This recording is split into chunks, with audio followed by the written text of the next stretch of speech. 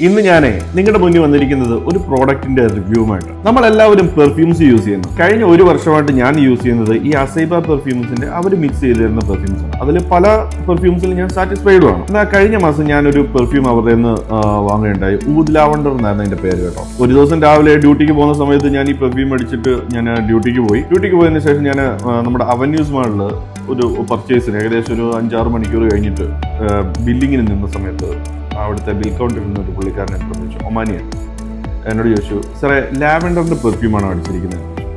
ഞാൻ വെച്ചാൽ എനിക്ക് ഫീൽ ചെയ്യാത്ത സാധനങ്ങളുടെ ഇവന് ഫീൽ ചെയ്തേ.